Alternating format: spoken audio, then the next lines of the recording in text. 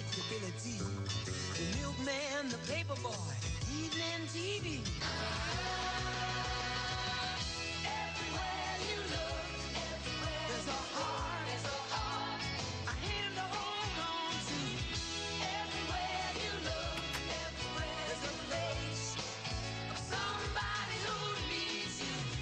Everywhere you look, when you're lost out there and you're all alone, life is waiting to carry you home. Everywhere you look, everywhere you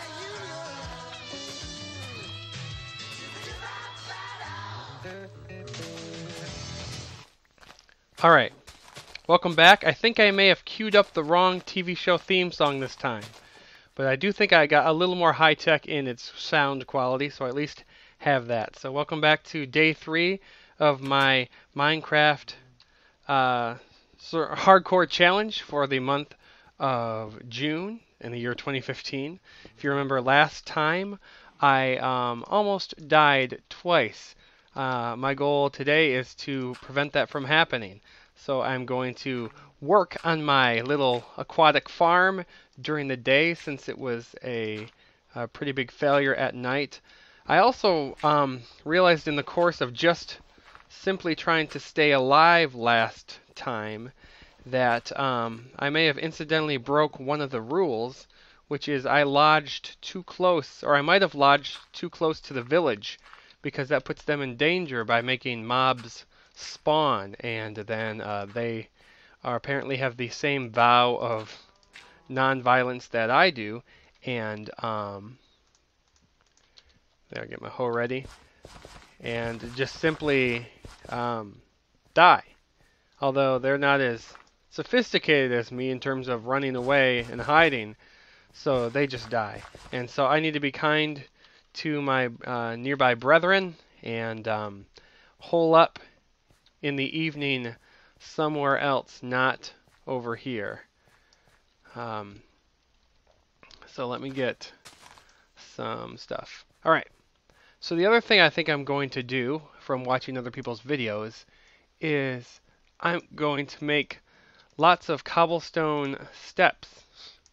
And whenever I can, instead of jumping, I'm just going to use them as a replacement for jumping. And hopefully that will save on my energy while I'm working on getting my little farm engine going. So I do feel somewhat okay because last time I found pumpkins.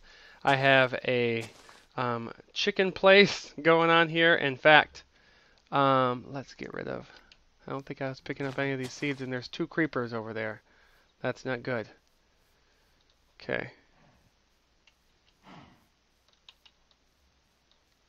Can I get them to want to try to get me over here? And then they can let me go my own way? Like Fleetwood Mac, I can go my own way. Okay. So.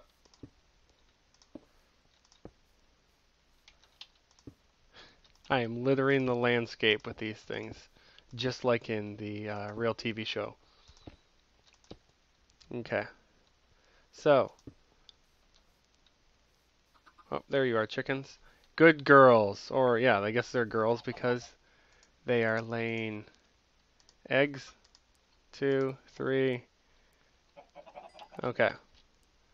So, the other thing I learned is from Michael, who commented on my video, that you don't need a crafting table to make pumpkin pie. And you can just do it there, which I did. So, all right. I have 6 pumpkin pies. I feel confident that if I play my cards right and avoid silly jumping, I can survive until my wheat crop comes in. Oh, let me go down. And while this is still daylight, let's get some torches. If I can get down there, if the creepers are no longer nearby. So my crops can grow during the night as well as the day. I think I have some up. I don't know how much exactly I need. Let me also fill out my farm with grass seed. Oops, there's some more over here. I use some to breed my chickens, so I need to replenish them.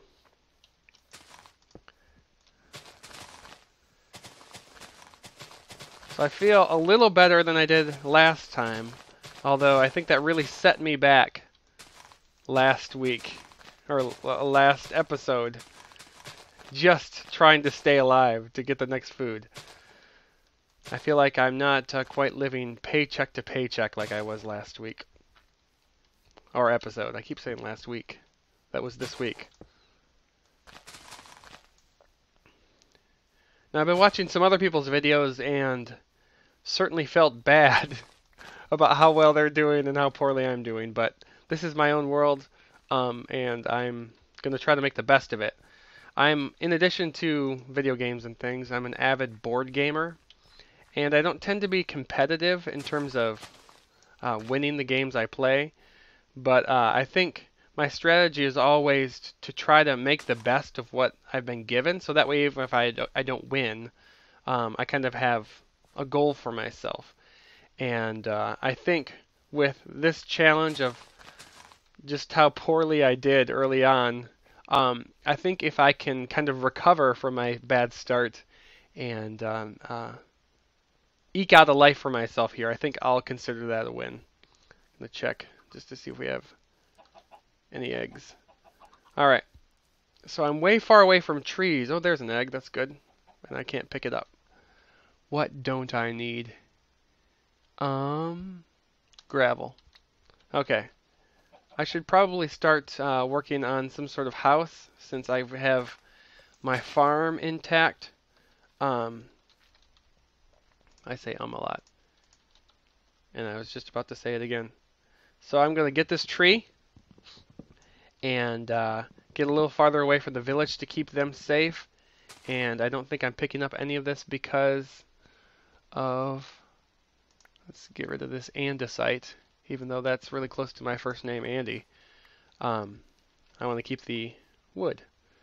So let's get a little farther away. There's a cave-looking thing. That's neat. Where should we set up base? Ooh, spooky noise. Does anyone know what those spooky noises mean? I always wonder if they're like an indication like night's coming on, but I've never actually looked it up or thought much about it. I think I would like to just carve into a mountain and have my little house kind of jut out from it. So I think this looks like a good little hill. So why don't I start on this and build my little house in the prairie. I've got a bunch of wood, but I think I'm going to plant some trees so that I can have apples if need be. So let's just get these puppies all willy-nilly over the place. I find it strange that trees grow roughly at the rate of wheat, full-grown giant trees, but I'm not complaining. Now, last summer, we have a backyard that kind of edges of this mini forest at our real house, not our Minecraft house, our real house. And back there, we have dozens of trees that are super, super, super tall. And a bunch of them had died or had been dead when we bought our house, and so we had to pay a company to come and cut them down for us. But because of the way our backyard is accessed, they had to shimmy up the trees, and some of these trees were 80 feet tall. And to see the guys climb up there, lop off part of it that was higher up on the tree than they were, and Let me have some pumpkin pie here. And then just drop the tree, and then to see just how much the tree then would start swaying back and forth and wiggling based on the part that they cut off was incredibly nerve-wracking for me to watch, but apparently was everyday work for them. But we're certainly glad to have those trees gone. They were so humongous and so dead that we would find these gigantic branches in the yard from like storms overnight. And my worst fear was that, my kids play back there, that we would have had a giant branch just fall and hit one of them. So we're thankful that those are gone, and I'm not sure exactly what this has to do with Minecraft, but I guess I was planting trees, and that was what reminded me of that. So I got a little homestead here. I hope that's far enough away from the village. I can't see it. I'm going to carve my way into this mountain at night and hopefully be productive on my homestead. At this point, I'm not too concerned about gold, which I've seen other people make at this point, because yeah, I'm so far behind the ball in terms of my poor start, which is my own fault, that I just want to get working on this homestead here, and then maybe we can have a mine going after that where I can start to vary the number of crops that I have. My little, what am I doing here? My eventual goal is to kind of have some carrots, some potatoes, fences for all the different kinds of animals, so sheep, cows, chickens, pigs if they're in the area. But obviously the pigs will require that I get some carrots first. But I think if I have a home as a base to work from, to store some of my things, I think I'll consider that a good start to this episode. So I'm still on day 3. It's nighttime. I did install Batty's Coordinates mod, which Michael said was okay in one of his videos. And it took me some figuring out to set it up where it actually showed the date. I guess I was kind of a dummy when it came to that.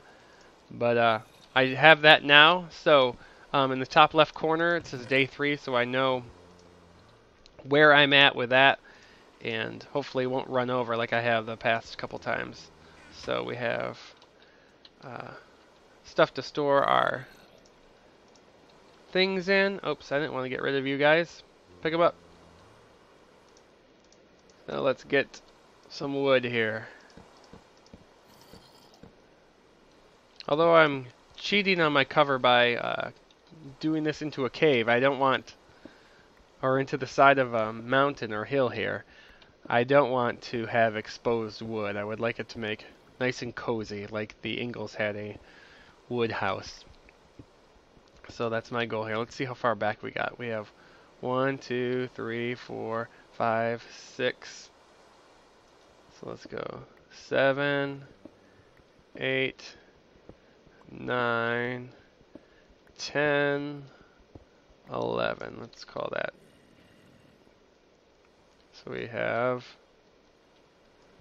7, 8, 9, 10, 11.